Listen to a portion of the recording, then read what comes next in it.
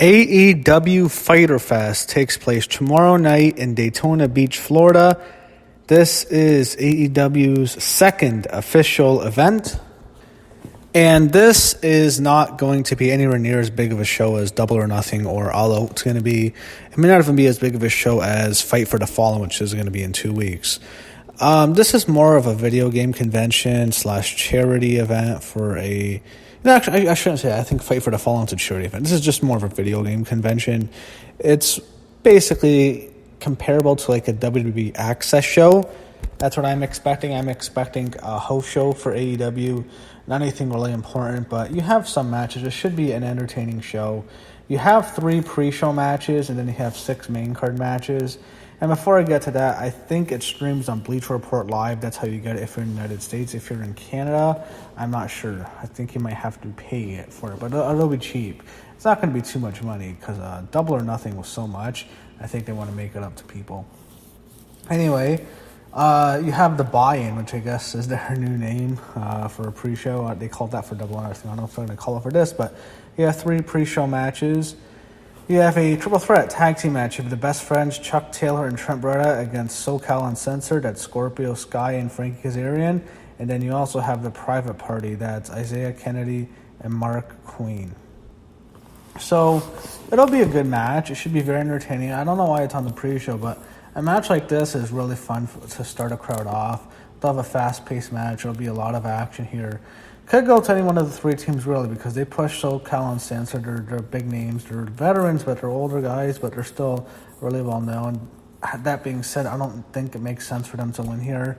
I also don't think it makes sense for the private party to win. I'm going to go with the Best Friends, Chuck Taylor and Trent Beretta. I think they're going to push them as one of the top tag teams. I think they get the win here. And plus, I think of all the SoCal Uncensored guys, I think Christopher Daniels is still the biggest name. He's not in the match, so it's just Scorpio and Frankie. You have Kylie Rae against Leva Bates. Leva Bates.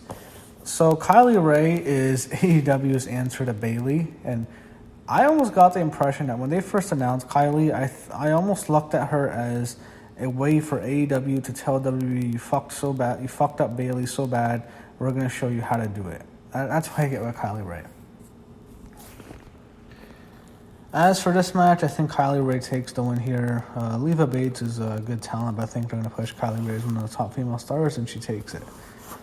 This next match is very interesting. You have a hardcore match, and for the longest time, this was the featured match on the poster. Now it's just a regular poster with a whole bunch of stars, but this was the match they were featuring the most on the AEW Fyter Fest poster. It was Michael Nakazawa against Alex Jebailey. I'm going to go with Nakazawa to win. I don't know much about Alex Jebailey. I have a Wikipedia page. I don't follow Independence that much, but I think he's a part of the video game convention. I really don't know too much about this. I really don't know too much about him. I think Nakazawa takes the win.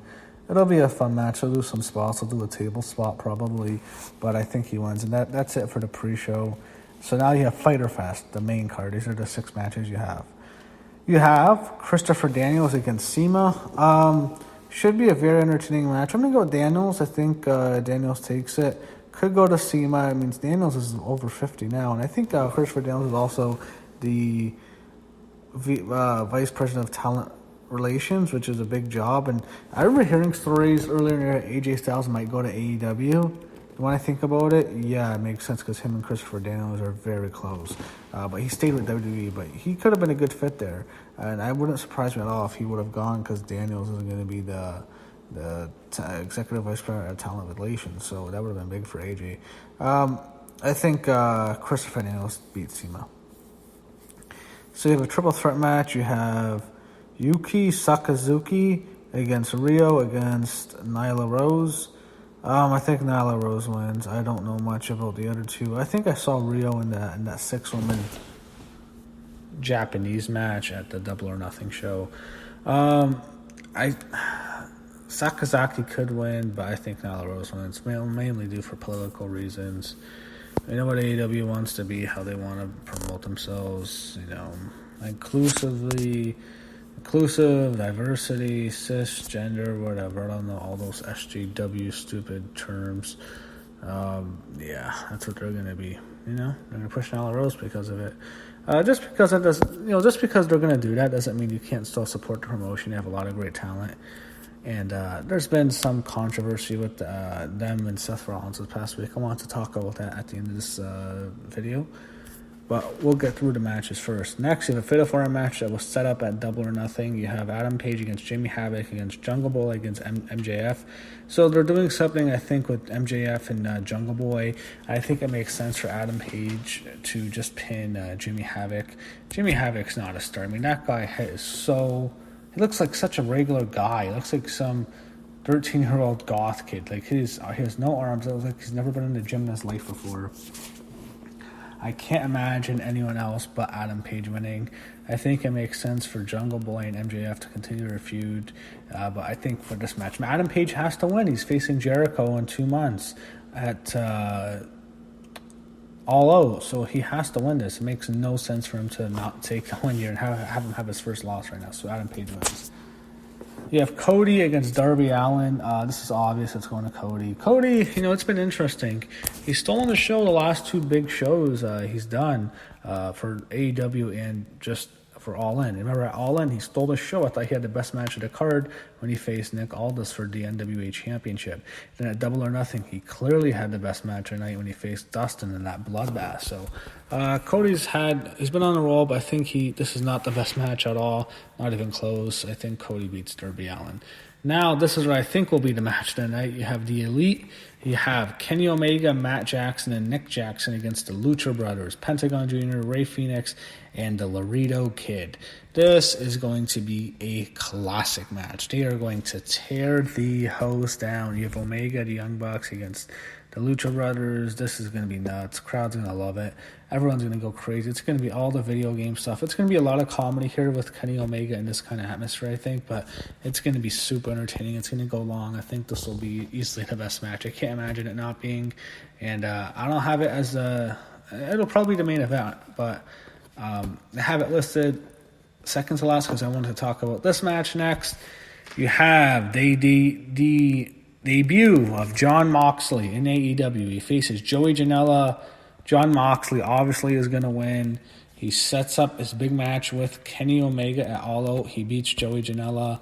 Moxley is in AEW, and someone who's not happy that Moxley is in AEW is his former Shield partner when he was Dean Ambrose in the WWE, and that's Seth Rollins. So Rollins went after Ambrose pretty hard in the interview, and on that same day that the interview was released, he said WWE, or a couple days before, he said WWE has the best wrestling in the world. And then you had a whole bunch of guys respond. Jericho responded with an emoji laughing. You also had Will Ospreay, who is in New Japan Pro Wrestling, respond. He basically asked Rollins, what about me? And then Rollins says, well, we have a better version of you in WWE, and that's Ricochet.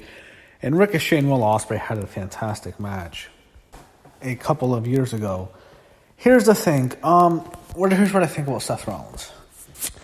I think he is a guy who is obviously the leader of the locker room right now because he's the champion. I think Roman is probably a better leader than Seth. I think he has a better message than Seth. I think he's more confident than Seth. I think he's a better champion. So I think Roman's a better choice to be the top guy than Seth Rollins. That being said, Rollins is the champ. They had him beat Brock Lesnar at WrestleMania. And I think he's taken it upon himself, or maybe he's been told, to set an example. And I think he is unhappy with the way the company is being attacked by several wrestlers in AEW. I think he's annoyed with Jon Moxley or Dean Ambrose when he went on the Chris Jericho interview and buries the company, and he went on the Wade Keller show and also buried the company. I think there's genuine tension, there's genuine heat now between Ambrose and a lot of guys in the WWE. I don't think it's necessarily personal with him, but I think, the way it ended was almost like the giant fuck you. He did the CM Punk style podcast. So I think because of that, Rollins is annoyed with Ambrose, and I think he is genuinely annoyed with AEW. He looks at them as competition, but I think the shots at WWE does bother him, and I think especially bothers the company.